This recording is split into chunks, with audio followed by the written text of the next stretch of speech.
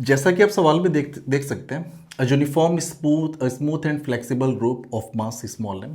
ये एक रस्सी है, फ्लेक्सिबल है, स्मूथ है, और इसका मास जो गिवन है वो स्मॉल एम गिवन है। एंड लेंथ 2L, इसकी टोटल लंबाई 2L गिवन है, symmetrically supported on a nail A. कोई नेल है यहाँ पे, ये नेल है आपका, पैसे रखिए याद, ये नेल है और सिमेट्रिकली सपोर्टेड है। सिमेट्रिकली सपोर्टेड कहने का मतलब कि अगर टोटल लंबाई इसकी 2L है ना, तो L लंबाई आपकी इधर है और L लंबाई आपकी जो है वो इधर है, ठीक है। If due to slide jerk rope starts falling, find the speed when it leaves off the nail. कह रखा है किसी जर्क की वजह से गिरने शुरू कर दीजिए, तो बताइए जब ये नेल को छोड़ रही होगी रोप, उस समय इसकी स्पीड कितनी होगी, ये हमें पता करना है। अब इनिशियल ऐसा पूरा सिस्टम पड़ा हुआ आपके सामने, रोप की लंबाई L इधर सिमेट्रिकली इस पे ये बैलेंस फॉर्म में है, ठीक है। हम आपसे बोले कि अच्छा बताओ सेंटर ऑफ मास कहाँ पे होगा इस पूरी रस्सी का। M मास की रस्सी है, तो आप बोलोगे कि भैया L ये हो गया, इधर L, तो जस्ट L/2 नीचे होगा। सिमेट्रिकल है तो ज्योमेट्रिक सेंटर पे ही होगा, L/2 नीचे होगा ये, ठीक है। दूसरी बात, अगर ये इस नेल को मान लेते हैं कि रस्सी इधर से सरकना शुरू कर रही है, ये वाला इससे नीचे आ रहा है और ये वाला हिस्सा जो है ये ऊपर की तरफ भाग रहा है। इसको नाम दे दे, इसको हमने बोल दिया 0.2 और इसको हमने बोल दिया 1, यानी इस एंड को हमने 2 नाम दे दिया, इसको हमने 1 नाम दे दिया। तो जब ये रस्सी पूरी तरह से सरक चुकी होगी उस समय क्या सीन होगा, ये तो हमारी है नेल, ठीक है। पूरी तरह से जब सरक चुकी होगी तो सीन हमारा कुछ ऐसा होगा, ये हमारी रस्सी ऐसे होगी, ठीक है। ये एंड 1 जो है वो यहाँ पे आ चुका होगा और एंड 2 सरक के कहाँ जा चुका होगा, नीचे जा चुका होगा, ठीक है ना। ये इस तरह से रस्सी सरकी है, आप इस बात को याद रखिए। कह रखा है कि इस टाइम, अब ये देखो नेल को छोड़ने वाली है रस्सी, क्योंकि जो एंड 1 है वो यहाँ पे है, इसके बाद तो ये नेल को छोड़ देगी, इसी टाइम इसकी स्पीड हमें बतानी है। अब एक बात बताइए, ये पूरी लंबाई कितनी होगी, तो इस पूरी लंबाई की अगर बात करें तो भैया 2L इसकी टोटल लंबाई थी, तो ये टोटल लंबाई 2L हो गया, ठीक है। सेंटर ऑफ मास कहाँ पे होगा, तो आप बोलोगे ज्योमेट्रिकल सेंटर जस्ट बीचों बीच होगा L लंबाई पे, तो ये आपका हो गया सेंटर ऑफ मास, ठीक है। सेंटर ऑफ मास कितनी उस पे है, तो आप बोलोगे यहाँ से L नीचे है, सेंटर ऑफ मास जस्ट बीचों बीच होगा इसका। सेंटर ऑफ मास पहले कहाँ हुआ करता था, तो पहले L/2 पे हुआ करता था।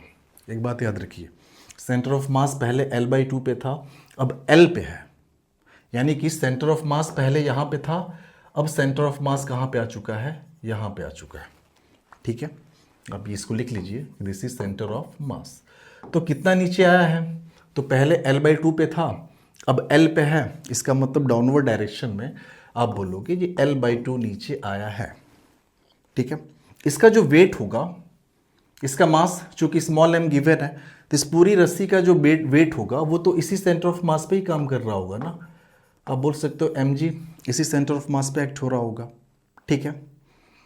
इस पर्टिकुलर जो भी ये सिचुएशन दिख रहा है, यहाँ पे हमको स्पीड बतानी है। हमने मान लिया कि जो स्पीड है वो v के बराबर है, ठीक है।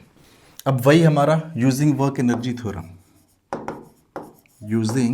वर्क एनर्जी थ्योरम क्या कहता है, work done by all the forces is equals to change in kinetic energy. Work done by all the forces, तो ऑल द फोर्सेस में इकलौता एक ही फोर्स यहाँ पे आपको दिखाई देगा, mg, इसका खुद का वेट। तो mg की वजह से कितना वर्क डन हुआ है, तो आप बोलोगे यार वर्क डन बाई हमें क्या निकालना है, वर्क डन बाई mg, ये किसके बराबर हो जाएगा, चेंज इन काइनेटिक एनर्जी के बराबर होगा।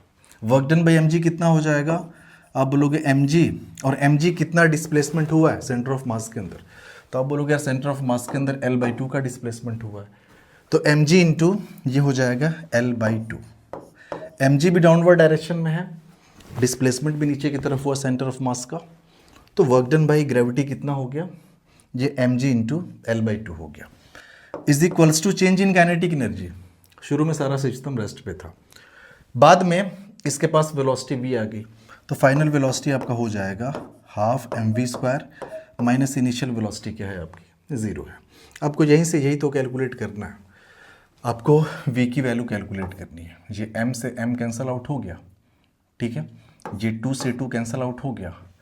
सो v square equals to g l which implies v is equals to under root g l, ठीक है ना। यानी जिस समय ये रस्सी नेल को छोड़ रही होगी उस समय इसकी स्पीड इतनी होगी, ठीक है। अब आपके दिमाग में सवाल आएगा कि ये कौन से पॉइंट की स्पीड निकली है रस्सी में। रस्सी में तो इनफाइनाइट नंबर्स ऑफ पॉइंट है, तो कौन से पॉइंट की स्पीड निकली है। तो इसमें आपको वो नहीं करना, आप किसी भी पॉइंट की स्पीड मान लो, जो कि कंस्टेंट के हिसाब से देखा जाए तो हर एक पॉइंट की स्पीड अलोंग द स्ट्रिंग जो होगी, अलोंग द रोप जो होगी वो सेम होगी। यानी ये वाला हिस्सा नीचे जिस स्पीड से आ रहा होगा उसी स्पीड से ये वाला हिस्सा भी नीचे आ रहा होगा, उसी स्पीड से ये वाला पार्ट भी आ रहा होगा, हर एक पॉइंट उसी स्पीड से आ रहा होगा। यानी ओवरऑल आप ये कह सकते हो कि इसको आप सेंटर ऑफ मास की वेलोसिटी मान लो या रस्सी की मान लो, कोई दिक्कत नहीं है। आगे आपके सामने एक सवाल है